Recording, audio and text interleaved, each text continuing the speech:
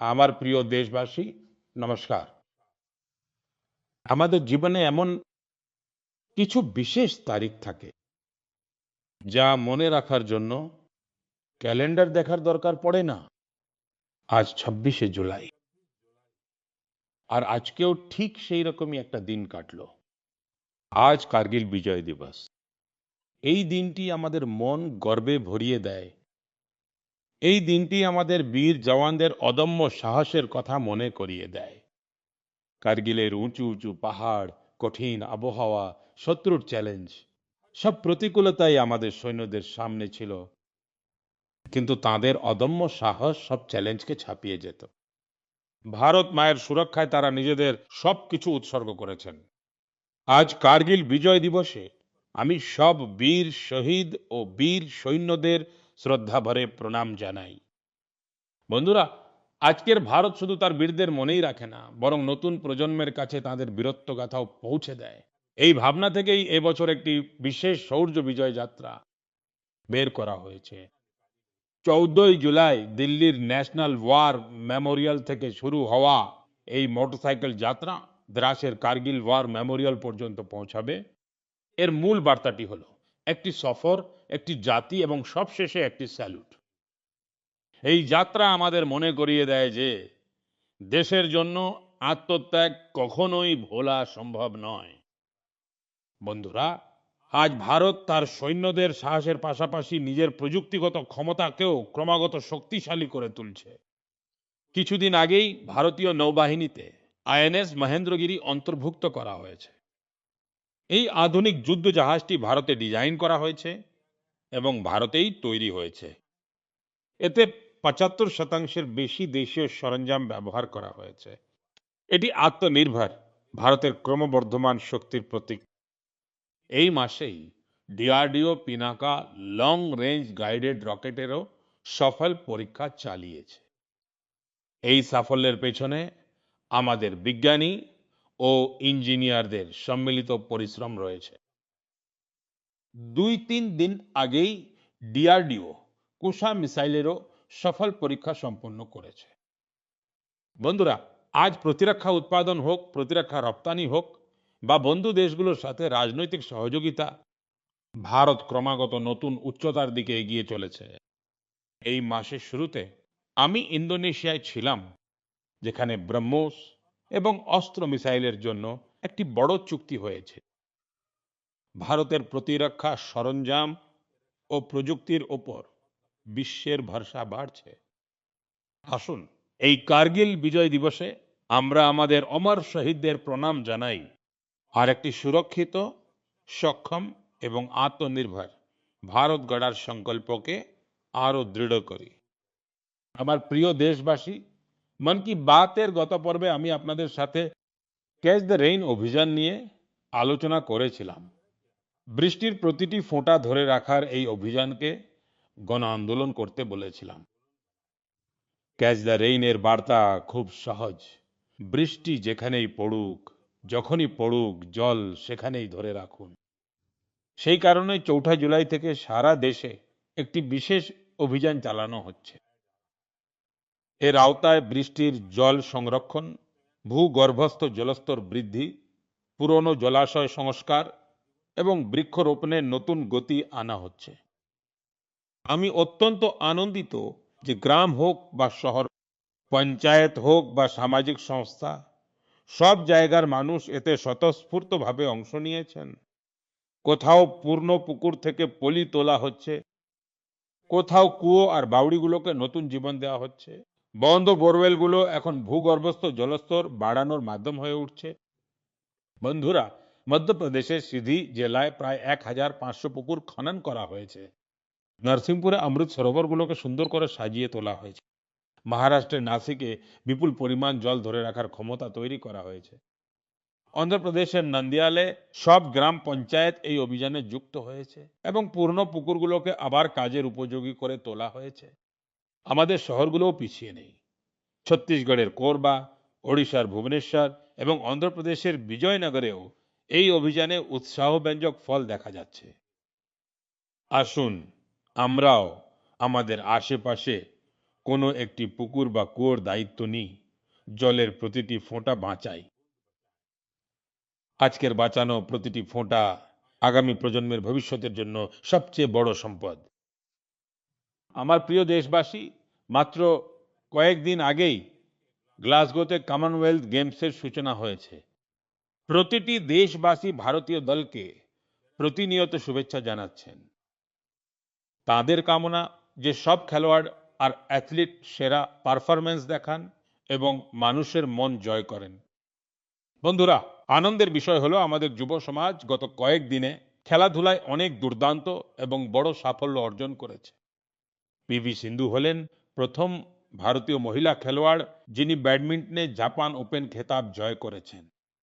তার এই সাফল্যে সারা দেশ আজ গর্বিত। ভারতীয় মহিলা ক্রিকেট দলও লন্ডনের লর্ডস স্টেডিয়ামে নিজেদের প্রথম টেস্ট ম্যাচ জিতেছে। এটি সত্যিই এক ঐতিহাসিক জয়। আমাদের দল 270 রানের বিশাল ব্যবধানে এই ম্যাচটি জিতেছে। তবে শুধু এটুকুই নয়, লর্ডসের দীর্ঘ ইতিহাসে এটিই ছিল মহিলা দলের প্রথম টেস্ট ম্যাচ। 1983 সালে এই মাঠেই ভারত প্রথমবার ক্রিকেট বিশ্বকাপ জয় করেছিল। আমাদের নারী শক্তি এখানে দেশের মুখ উজ্জ্বল করেছে। বন্ধুরা, কিছু ছোট প্রচেষ্টাও অনেক বড় গুরুত্ব রাখে। কেরালার এর্নাকুলামের দক্ষিণ চিত্তুরে খেলাধুলার এমনই এক প্রচেষ্টার কথা আমি জানতে পেরেছি। সেখানকার একটি স্কুলে সংস্কৃত ক্লাব আছে। এখানকার শিক্ষক অভিলাষ বাবু এক অভিনব উপায়ে সংস্কৃতকে বেশ জনপ্রিয় করে তুলছেন। এই প্রকল্পের নাম দেওয়া হয়েছে অক্ষর কন্দুক, যেখানে সংস্কৃত অক্ষরগুলোকে ফুটবলে ব্যবহৃত শব্দের সাথে যুক্ত করে খুব সহজে বোঝানো হয়। এতে শেখার আনন্দ যেমন বাড়ে, তেমনি খেলার প্রতিও মানুষের আগ্রহ তৈরি হয়। আমার প্রিয় দেশবাসী, গত রবিবারের কথা, বিক্রম-1 রকেটের সফল উৎক্ষেপণে প্রতিটি দেশবাসী আজ গর্বিত। আমরা সবাই মহাকাশ গবেষণার এই ঐতিহাসিক মুহূর্তের সাক্ষী হলাম। এটি বেসরকারি উদ্যোগে তৈরি ভারতের প্রথম রকেট। আমাদের তরুণ উদ্ভাবকরা এমন কাজ করে দেখিয়েছেন যা ভাবাও কঠিন ছিল। তারা অসাধারণ দক্ষতা, আবেগ আর ধৈর্য দেখিয়েছেন। দীর্ঘদিন ধরে আমাদের মহাকাশ গবেষণা ক্ষেত্রটি বেসরকারি খাতের জন্য বন্ধ ছিল। এই ক্ষেত্রে আগ্রহী অনেক তরুণী তাদের প্রতিভা দেখানোর সুযোগ পাচ্ছিলেন না। তরুণদের স্বার্থের কথা মাথায় রেখে আমরা মহাকাশ ক্ষেত্রটি বেসরকারি খাতের জন্য খুলে দিয়েছি। আজ সারা বিশ্ব এর ফলাফল দেখছে। বন্ধুরা, আমাদের তরুণ সাথীরা বিজ্ঞানের জগতেও ভারতের নাম উজ্জ্বল করছেন। সায়েন্স অলিম্পিয়াড বিশ্বের অন্যতম গুরুত্বপূর্ণ প্রতিযোগিতা। এতে বিপুল সংখ্যক ছাত্রছাত্রী অংশ নিয়ে থাকে। এই মাসে পদার্থবিদ্যা, রসায়ন, জীববিজ্ঞান আর গণিতের অলিম্পিয়াড হয়েছে। এই প্রতিযোগিতাগুলোতে ভারতীয় দলের পারফরম্যান্স ছিল সত্যিই খুব দুর্দান্ত। পদার্থবিদ্যা অলিম্পিয়াডে আমাদের 5 জন ছাত্রই সোনা জিতেছে এবং ভারত প্রথম স্থান অধিকার করেছে। গত এক দশকে হওয়া প্রতিটি পদার্থবিদ্যা অলিম্পিয়াডেই আমাদের দেশের ছাত্রছাত্রীরা সোনা বা রূপোর পদক অবশ্যই জিতেছে। রসায়ন অলিম্পিয়াডেও আমাদের সব ছাত্রছাত্রী সোনার পদক জিতেছে। এটি এযাবৎকালের সেরা পারফরম্যান্স। বায়োলজি অলিম্পিয়াডেও দেখা গেছে আমাদের সব ছাত্রছাত্রী পদক জিতেছে। এর মধ্যে একটি স্বর্ণ পদকও রয়েছে। অন্যদিকে গণিত অলিম্পিয়াডে আমাদের ছাত্রছাত্রীরা 2টি সোনার এবং 4টি রূপোর পদক জিতেছে। দেশের যুবশক্তির ওপর আমার খুব গর্ব হয়। এটা দেখে খুব আনন্দ হয় যে ভারতে অলিম্পিয়াড আর হ্যাকাথনের সংস্কৃতি ক্রমাগত বাড়ছে। আমার বিশ্বাস যে দেশের আরো বেশি সংখ্যক যুবক এই ধরনের মঞ্চে নিজেদের উৎসাহ দেখাবে এবং ভারতের জয় পতাকা ওড়াবে।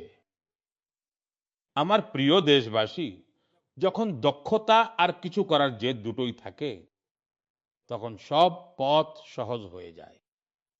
কাশ্মীরের ঐতিহ্যবাহী মাদুর বাগুকে নিয়ে করা আজকের প্রচেষ্টায় এরই এক সুন্দর প্রতিফলন দেখা যায়। এটি নল খাগড়া এবং ধানের খড় দিয়ে তৈরি করা হয়। এই মাদুর তৈরির ঐতিহ্য বহু বছরের পুরনো। এর জন্য সবার আগে কাশ্মীরের জলাভূমি থেকে ঘাস এবং নল খাগড়া কাটা হয়, রোদে শুকোনোর পর বাছাই করা হয়, আর তারপর শুরু হয় নিপুণ হাতে বোনার কাজ। দুজন কারিগরের একটি মাদুর তৈরি করতে প্রায় 4 দিন সময় লাগে। এই মাদুরটি শুধু অনন্যই নয়, এটি পরিবেশ বান্ধবও। এর একটি বড় গুণ হলো এটি গরমে আপনাকে শীতলতা দেবে আর শীতে উষ্ণতা। আগে এটি কাশ্মীরের প্রতিটি ঘরে ঘরে দেখা যেত, কিন্তু গত কয়েক বছরে এর ব্যবহার অনেকখানি কমে আসছিল। এমন সময় শ্রীনগরের গুলাম হোসেন জি এবং তার মেয়ে তানজিলা জি একটি শপথ নিলেন। দুজন মিলে বগু ক্রাফটের ঐতিহ্যকে নতুন জীবন দিতে ঝাঁপিয়ে পড়লেন। গুলাম হোসেন জি খুব সাধারণ এক পরিবার থেকে এসেছেন। এই কাজে তার সামনে অনেক ধরনের চ্যালেঞ্জও এসেছিল, কিন্তু বগু সংরক্ষণের সংকল্পে তিনি অটল ছিলেন। দেখতে দেখতে তার এই প্রচেষ্টায় বহু মানুষ যুক্ত হতে থাকলেন। গুলাম হোসেন জি এই দক্ষতাকে অনেক দূর এগিয়ে নিয়ে গেছেন। নিজেদের এই মিশনে তারা স্থানীয় স্তরে সরকারি সাহায্য পেয়েছেন। আজ দ্রুত জনপ্রিয় হওয়া এই ভগু দেশের অন্যান্য প্রান্তেও পৌঁছে যাচ্ছে। এই প্রচেষ্টার সঙ্গে যুক্ত সকলের জন্য আমি গর্বিত। আজ আমরা সবাই স্থানীয় পণ্যের ওপর জোর দিচ্ছি। আমরা ভোকাল ফর লোকালের মন্ত্র নিয়ে চলেছি। তাই কাশ্মীরের এই ভগু যেন আপনাদের বাড়ির অংশ হয়, তা নিয়ে একবার অবশ্যই ভাববেন। বন্ধুরা, আমাদের দেশে চা শুধু একটা পানীয় নয়, একটি ভালোবাসার বন্ধন। সকালের শুরু হোক, বন্ধুদের সঙ্গে আড্ডা হোক, কিংবা পরিবারের সঙ্গে কিছু মুহূর্ত কাটানো হোক, চা প্রত্যেকটা মুহূর্তের একটা অংশ হয়ে ওঠে। এমনিতে আপনিও খুব ভালোভাবেই জানেন চায়ের সাথে আমার সম্পর্কটা কি। কিন্তু আজ আমি যে চায়ের ব্যাপারে আলোচনা করছি তা শুধু স্বাদই দেয়নি, বরং অনেক বোনের জীবনে স্বনির্ভরতার এক নতুন সুবাসও মিশিয়ে দিয়েছে। উত্তরপ্রদেশের বিজনোর জেলার লখিওয়ালা গ্রামে স্বনির্ভর গোষ্ঠীর মহিলারা বিদুর প্রেরণা স্বদেশী হার্বাল টি তৈরি করেছেন।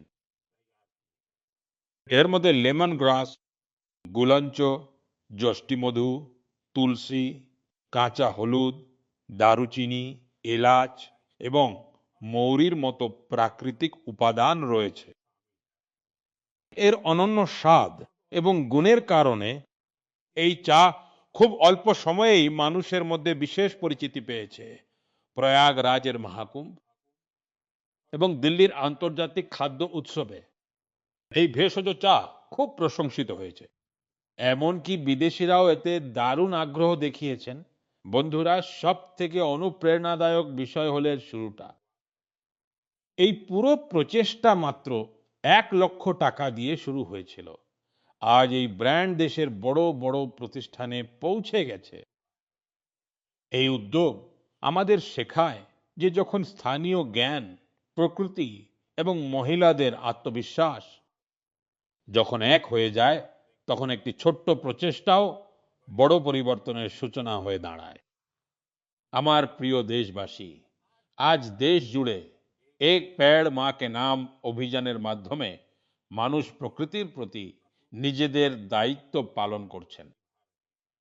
যখন সমাজ এই ভাবনার সাথে যুক্ত হয়, তখন খুব সুন্দর এবং অনুপ্রেরণামূলক উদাহরণ সামনে আসে। বন্ধুরা, আমেদাবাদে জনু অংশগ্রহণের অদ্ভুত শক্তি দেখা গেছে। এই এলাকায় 1 ঘন্টার মধ্যে 3.5 লক্ষেরও বেশি চারা গাছ লাগানো হয়েছে। এতে 25,000-এরও বেশি মানুষ যোগ দিয়েছিলেন।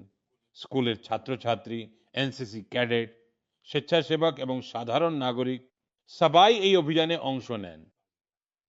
আগামী বছরগুলোতে এই চারা গাছগুলোই একটি ঘন নগরবনের রূপ নেবে। এই প্রচেষ্টাকে গিনেস বুক অফ ওয়ার্ল্ড রেকর্ডসে নথিভুক্ত করা হয়েছে। বন্ধুরা, এক পেড় মা কে নাম অভিযানের অধীনে উত্তরপ্রদেশেও জনশক্তির এক অদ্ভুত সংকল্প দেখতে পাওয়া গেছে। সেখানে 12ই জুলাই মাত্র একদিনেই 35 কোটিরও বেশি চারা গাছ লাগানো হয়েছে। উত্তরপ্রদেশের সাংসদ হিসেবে এটা আমার কাছেও বিশেষ গর্বের বিষয়। আমার প্রিয় দেশবাসী, গাছ কিন্তু শুধুমাত্র মানুষের জন্য নয়, এগুলো অসংখ্য পশু পাখি আর জীবের আশ্রয়স্থলও বটে।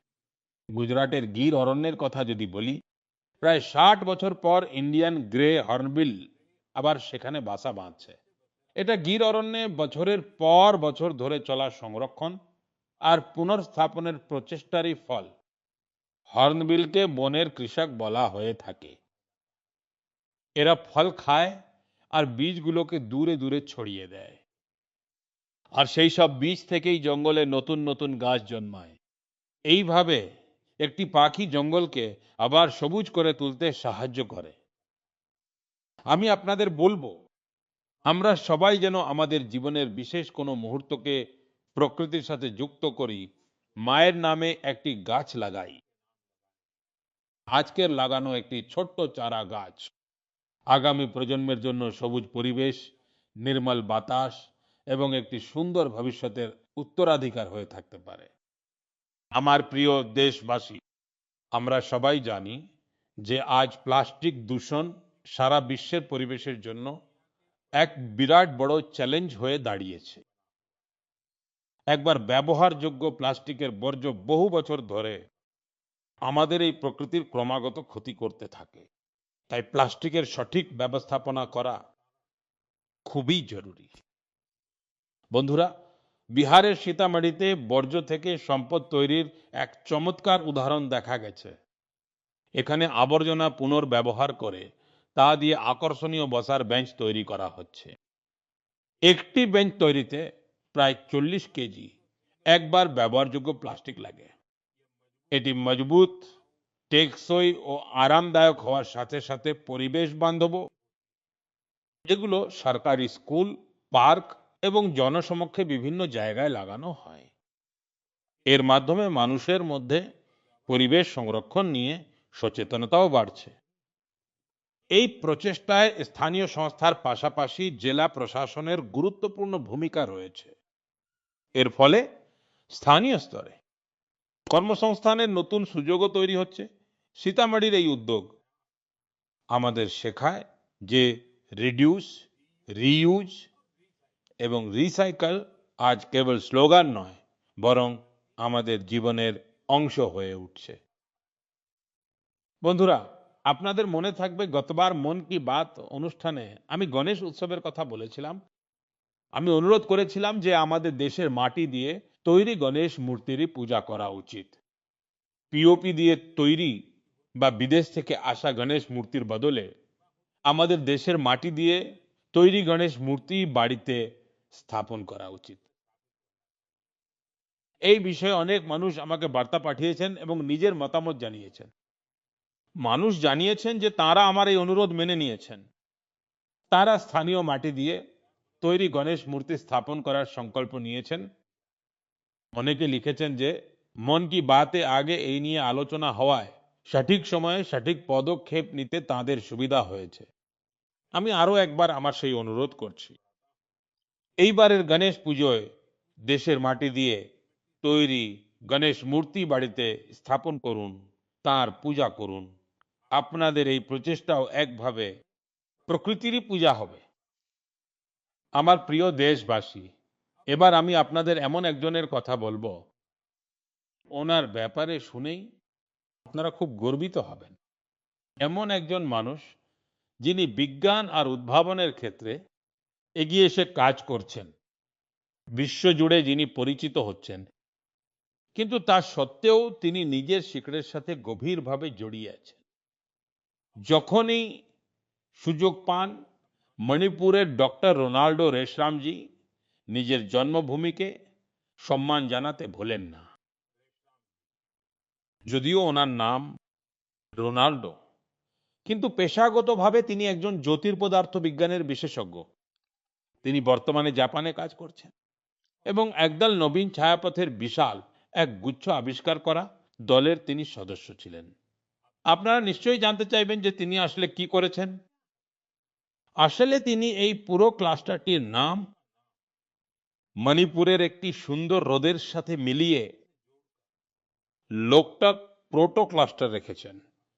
লোকটাক মিষ্টি জলের এক বিশাল হ্রদ। লোকটাক হ্রদে ভাসমান ফুমড়িগুলো মিলে এক অনন্য ভূপ্রকৃতি তৈরি করে। মনে হয় যেন বিশাল সমুদ্রের ছোট ছোট দ্বীপ ভেসে বেড়াচ্ছে। ঠিক সেভাবেই মহাবিশ্বে এই নবীন ছায়াপথগুলো এক বিশাল কাঠামো তৈরি করে। আজ মণিপুরের এই লোকটাক হ্রদ শুধু দেশের মানচিত্রেই নয়, বরং বিশাল মহাবিশ্বেও নিজের উজ্জ্বলতা ছড়িয়ে দিচ্ছে। এই সাফল্য প্রত্যেক ভারতীয়র গর্ব বাড়িয়ে দেওয়ার মতো। এর থেকে আমাদের তরুণ বন্ধুরা এই শিক্ষা পায় যে নিজেদের শিকড় বা ঐতিহ্যের সঙ্গে যুক্ত থেকেও নতুন উচ্চতায় পৌঁছানো সম্ভব। এই শিকড়ের টানি পারে নক্ষত্রদের বিশাল জগৎকেও আলোকিত করে তুলতে। আমার প্রিয় দেশবাসী, আর কয়েকদিন পরেই 7ই আগস্ট আমাদের দেশ জাতীয় তাঁত দিবস পালন করবে। এই বিশেষ দিনে আমরা আমাদের তাঁতি ভাই বোনদের দক্ষতা এবং সৃজনশীলতাকে উদযাপন করি। আমাদের এই সঙ্গীরা বংশ পরম্পরায় চলে আসা ঐতিহ্যকে এগিয়ে নিয়ে চলেছেন। বন্ধুরা, হাতে বোনা তাঁতের প্রত্যেকটি পোশাক কোনো না কোনো অঞ্চল বা বিশেষ কোনো সম্প্রদায়ের আর এর সাথে যুক্ত অসংখ্য মানুষের কাহিনী সামনে নিয়ে আসে।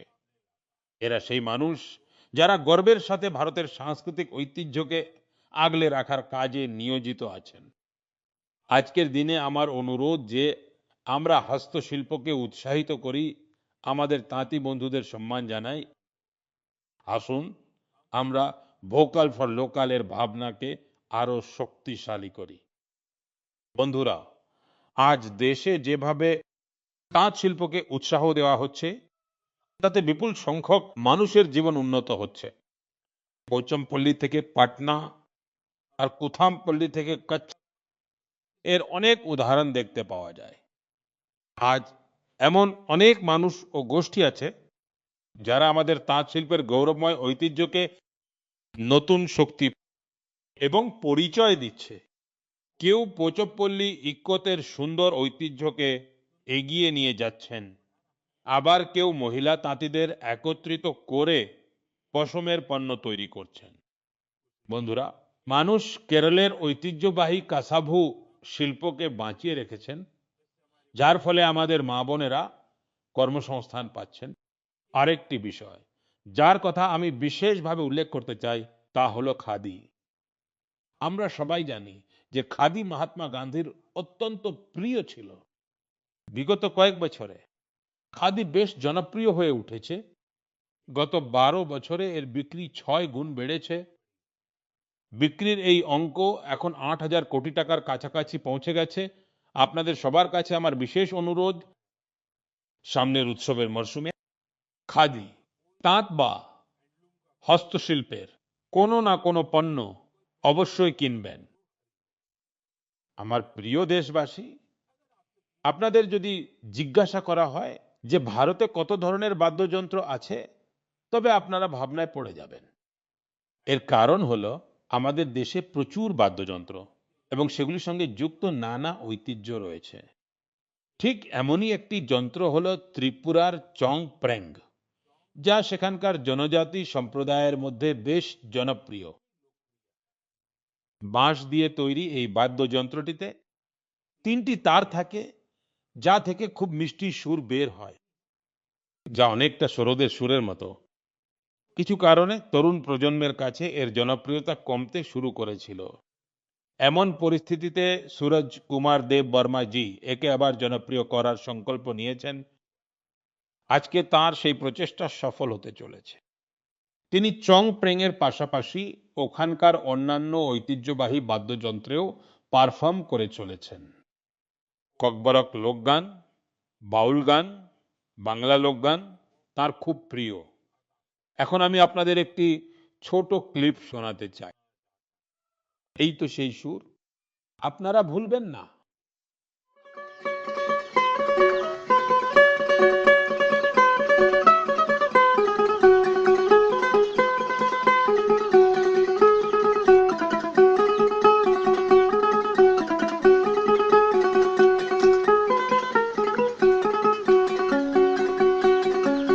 Dadu hanmale boki saniye hani saka nokhani tola বন্ধুরা, আমার বিশ্বাস এটি শুনে আপনাদের মন খুব ভালো হয়ে গেছে। আমি দেব বর্মা জির জন্য খুব গর্বিত। ঐতিহ্যবাহী সঙ্গীতকে জনপ্রিয় করার তার এই প্রচেষ্টা সত্যিই প্রশংসনীয়। আমার অনুরোধ যে আপনারাও আপনাদের আশেপাশের ঐতিহ্যবাহী বাদ্যযন্ত্রের তথ্য সামাজিক মাধ্যমে অবশ্যই ভাগ করে নিন। আপনাদের এই চেষ্টা অন্যদেরও ভারতীয় সঙ্গীতের সাথে জুড়বে। আমার প্রিয় দেশবাসী, আগামীকাল 27শে জুলাই ভারতরত্ন ডক্টর এপিজে আব্দুল কালাম জির প্রয়াণ দিবস। ডক্টর কালামের ব্যক্তিত্বে অনেক অনুপ্রেরণামূলক দিক ছিল, কিন্তু তার হৃদয়ের সব থেকে কাছের ছিল একজন শিক্ষকের ভূমিকা। তিনি শিশু ও যুবকদের বড় স্বপ্ন দেখার জন্য অনুপ্রাণিত করতেন কাকতালীয়ভাবে। এই সপ্তাহেই আমরা গুরু পূর্ণিমার পবিত্র উৎসব পালন করব। আমাদের বাবা মা আমাদের জীবনের প্রথম গুরু, আর স্কুলের শিক্ষকরা আমাদের অক্ষর জ্ঞান দেন। গুরু পূর্ণিমা হলো এমন সব গুরুদের প্রতি কৃতজ্ঞতা জানানোর একটি সুযোগ। আমি দেশের সকল শিক্ষক ও গুরুজনদের শ্রদ্ধাভরে প্রণাম জানাই। বন্ধুরা, আর মাত্র কয়েক সপ্তাহ পরেই আমরা আমাদের স্বাধীনতার মহোৎসব পালন করব। 15ই আগস্ট প্রত্যেক ভারতীয়র জন্য এক গর্বের দিন।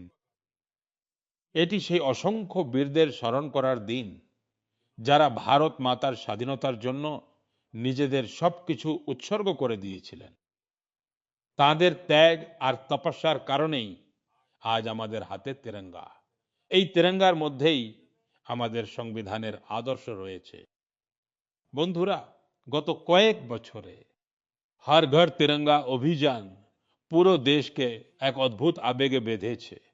আজ প্রতিটি বাড়িতে, প্রতিটি গলিতে তিরঙ্গা উৎসব দেখা যায়। এই বছরও আমাদের এই অভিযানকে পূর্ণ উৎসাহের সাথে এগিয়ে নিয়ে যেতে হবে। নিজের বাড়িতে পূর্ণ সম্মানের সাথে তিরঙ্গা ওড়াতে হবে। বন্ধুরা, প্রতি বছর 15ই আগস্টের আগে আপনারা আমাকে অনেক পরামর্শ পাঠান। এই বছরও আপনারা আপনাদের মতামত মাই গভে অবশ্যই জানাবেন। আমি আপনাদের পরামর্শের অপেক্ষায় থাকব। বন্ধুরা, মন কি বাতে আজ এই পর্যন্তই। আগামী মাসে দেশবাসীর আরো অনেক নতুন সাফল্য আর অনুপ্রেরণামূলক প্রচেষ্টার কথা নিয়ে আবার দেখা হবে। ততক্ষণের জন্য আমাকে অনুমতি দিন। অনেক অনেক ধন্যবাদ। নমস্কার।